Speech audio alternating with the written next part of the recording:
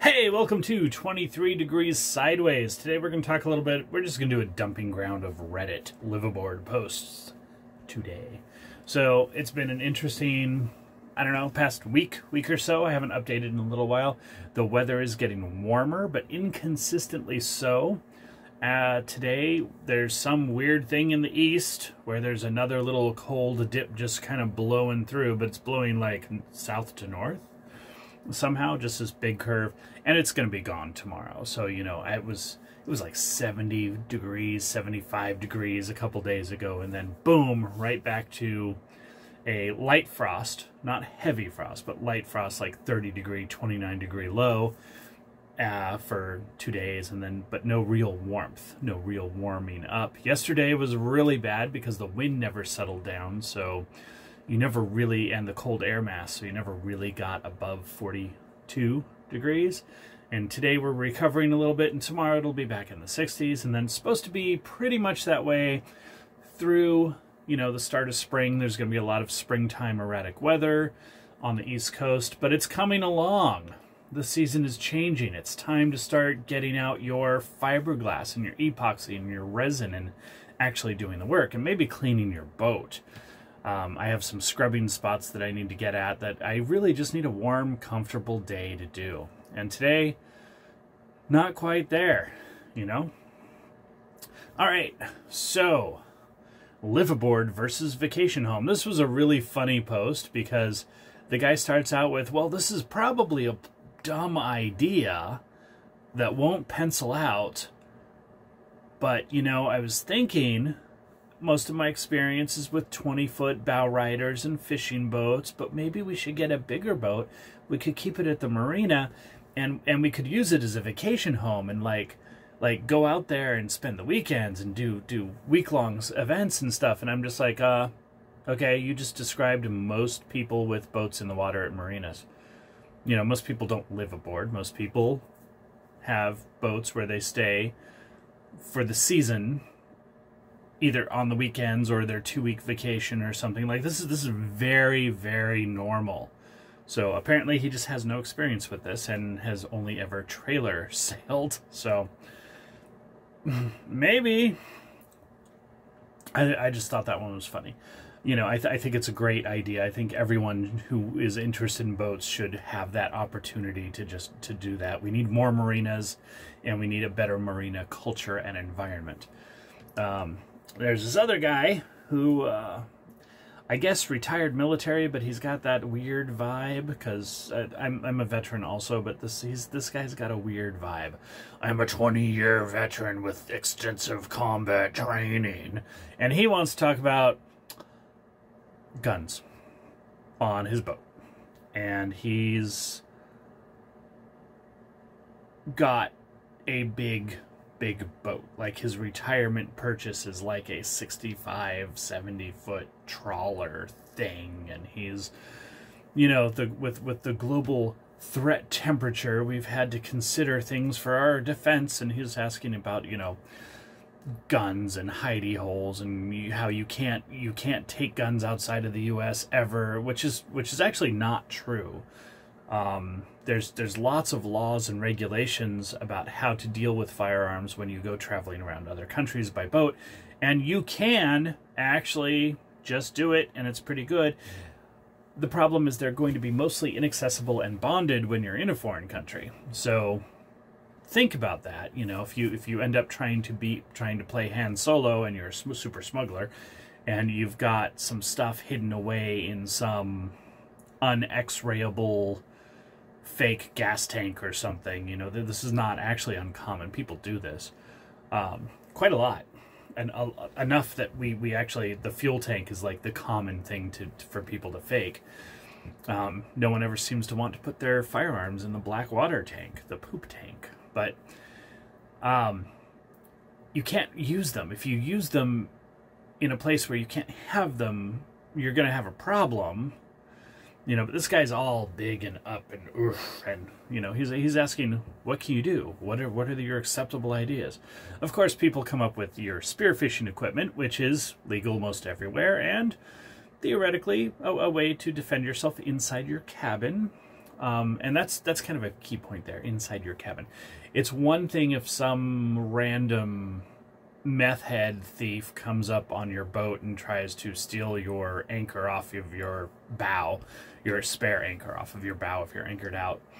You know, you don't kill someone over that. What you do is you just don't make it easy to steal stuff and they pass you by. You know, don't leave your outboard just clipped onto your back rail overnight with no lock or anything. Like, it's just going to get unscrewed and stolen. That you can be in the United States and have that happen. This isn't like a pirate thing. But you don't want to have firearms to defend against that, because, you know, there's a proportional force kind of thing going on. The other thing is, the more you get into third world situations in the Western Hemisphere, we're talking about Central and South America, the more likely it is that the people who are robbing you are armed. And if you start a gunfight, you're going to get in a gunfight. And you're on a pretty big target that doesn't move very fast. You know, these things are, there's questions about these things. So, you know, what are your options? Prevent attractive theft targets.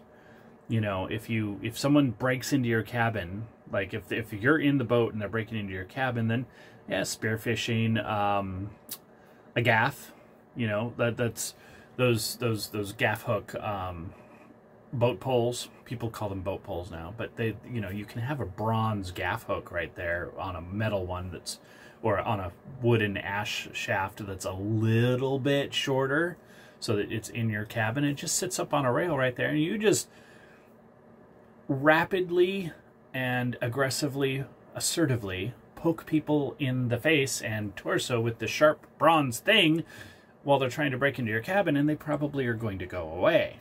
You know, pepper spray is usually not super regulated, so there's an option there. Be careful about the idea of trying to use that in your cabin, because you might want a mask. You know, there's nothing wrong with that. You know, if you're in a situation where you're that paranoid and that unaware of your situation, and this is what you need to do, then just have your gas mask ready. Pop your mask. It doesn't have to be a good mask. This is just capsicum spray.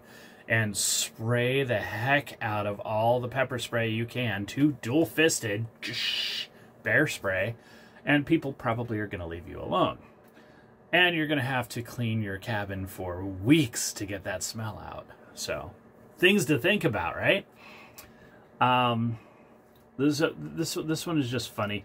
Water cannons, of course. You know, you can the Chinese pirates do that to the Filipino fishermen all the time. That's basically what China has for an effective navy, is just a bunch of ships with water cannons. Bright lights, really bright lights, like crazy bright lights, is actually pretty cool, because if they can't see, if you can light up really big and they can't see, they can't really do anything to you. Like, that's a thing. And you can hook some of those up to motion sensors, and with LEDs the power requirements are a little less dramatic, and you can do flashers and strobes and stuff. So that the possibilities. And the answer I gave, which is the best answer of all, is situational awareness. Just don't go to the places, or if you're in places where there's a risk, pay attention, and don't be where the problem is. You know, it sounds kind of cheesy, because it's like, well, what if the problem finds you? And you can pretty much avoid the problem. That's the real answer. You can pretty much not be there. So, interesting. And what's really funny is that the liveaboard community on Reddit, this is the most popular, most upvoted, most positively responded to post over the past several months, is people complaining about crime. That tells you something about Reddit communities, right? What do we have now? We have requests for liveaboard access in various places. You know, does anyone know where to liveaboard in Dallas? I'm like, woof, Dallas. Maybe a private lake and a private marina. Maybe. Boca Raton for a long-term liveaboard. Like, well, maybe. This is the kind of thing where you need to you need to get out and cruise and be self-sufficient and know your environment, okay? Because you're either stuck with not being able to afford the marinas, or you live at the or you travel marina to marina, or you anchor out periodically. Like, if you anchor out half the time, this is cruising life. You want to do this, you want to be able to afford this, you want to be able to be happy doing this. You want to ideally, and this you can still do this without the money, but you want to ideally have enough money to pull into a marina maybe a quarter of the time, maybe half the time, somewhere in there. You want to be able to comfortably pull into a marina, say, hey, get on Docwa, say, hey, we're going to stay for 2 days, 2 nights. We're gonna dock for 2 nights. We'll be out by the 11 a.m. or noon or whatever their morning time is. You know, there's usually somewhere where you can anchor relatively close, so you can, if you're not done with your day, you can pop out, drop the hook, dinghy back, and have your lunch or your brunch on your Sunday and keep going, right? Pick off days, weekdays, you know, anchor out on the weekends. That works better in some places than others because weekends are also party time. So if you're in Anchorage like Miami, where you have a huge problem with wakes and boat toys and sea-doos and stuff, maybe go find a marina for the weekend and stay out during the week, because you'll sleep better because there won't be wakes constantly. But, you know, this is kind of up to you. It's nice to be able to stop in at the marina and hit your dock and take 2 days periodically. But you don't want to do it all the time. You don't want to be tied to it, because that's when you spend too much money, when you don't have an option, when you're like, oh, I can't, right? Like, so we've docked in various places. Deltaville is a great example. Jackson Creek, there are marinas you can stay at, and anchorages that are really close, and you can kind of pick what you're gonna do.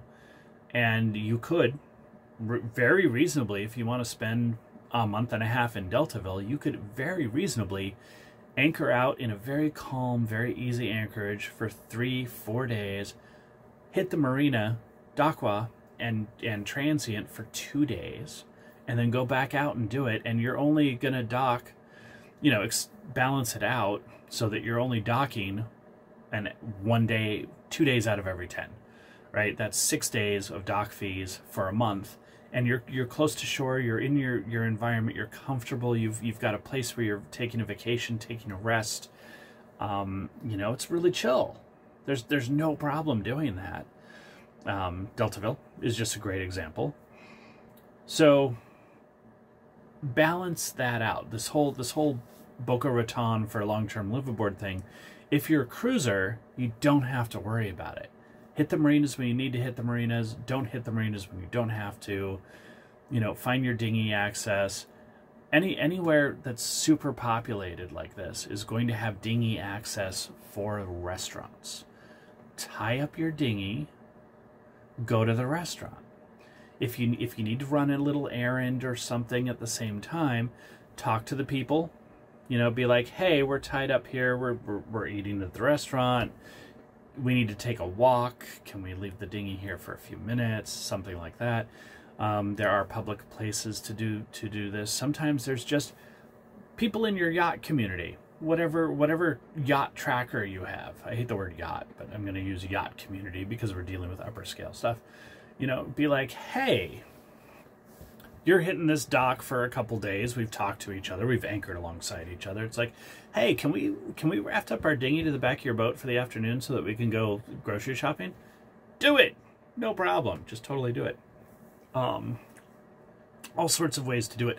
The goal, the idea, the requirement, if I dare say so, is to be independent and not be reliant on the dock for the liveaboard. So, let's see. What else do we have?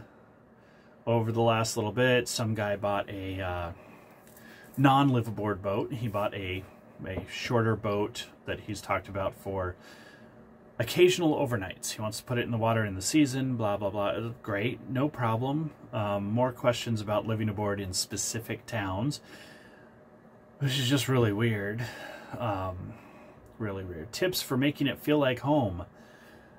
You know, that was a fun thread for me because there isn't really one. Like, there isn't anything there. It's like, I have a coffee cup, so I'll keep my special coffee cup that has meaning to me until I go to the thrift store and find one that I like better, and then I'll just donate the one that I have now because I don't have room for an infinite collection of coffee cups, which I've had in the past.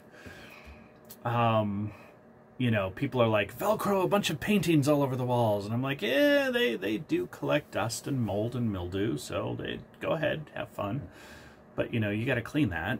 I don't find boats to feel, I don't find boats to have a tendency to feel bare and sterile. They all have character and their own thing, and you've got the cushions, you've got your throw blankets and stuff, so I don't really have a problem with this. It doesn't, you know, I'm not trying to duplicate a house on land in my boat either, so there's that. My dream of living aboard is dying because I can't find a marina that has less than a 2-year wait list, blah, blah, blah, for liveaboards. And I'm like, you just need a slip, right?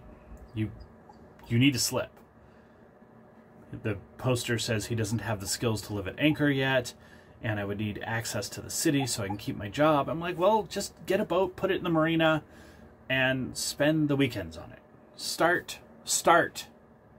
Figure it out as you go. If you can get a boat in a slip, you're there. You're there. You will be fine. You know, slowly reduce your belongings, your land-based life, get more and more on the boat. If you're a chill guy, you know, there's a lot of places that aren't going to know if you're living aboard or not. And there's a lot of places that will know if you're living aboard or not. And, you know, be chill and kind of like work the problem. You know, most places, even if they don't allow liveaboards, are not going to have an issue with you taking a 2-week vacation on your boat. That's what most people do with boats. They do their summer vacations on their boat, so that's chill. So don't worry about that so much. Have the boat now to take your weekends and take it out and practice anchoring. Anchor, spend the night, come back. Go do your whatever minimalist couch surfing, van life, RV in the parking lot. Like a lot of places, you can live in your RV in the parking lot as long as it's nice and it's moving and it's not like a dumpster fire. You know, if you live in a Class B RV and your boat, and you spend a couple nights a week in your boat, and you spend a couple nights a week in your van, and you spend most of the week parked in the marina, no one cares. That's you've got the little hang tag because you pay for your parking space. Go for it. Little stuff like that. Your dream of living aboard is not dying. You just have to put you have to put the time into it to make the transition. Okay. Bottom paint questions, because that's totally a liveaboard issue. Well, it is kind of like, can you live aboard at the haul out where you're doing your bottom work? How much to offer? Showering, blah stuff. Anyway, that's it. We're getting up on 20 minutes, so I'm just going to stop with the Reddit thing. And actually, showering I'm going to talk about in the next video, I think. Or a future video, because I think that's actually a really cool one. Right now, I'm going to condense some of my belongings and see if I can get everything into one large bag full of smaller bags so that I can clean the boat a little bit better. You stay chill and stay sideways.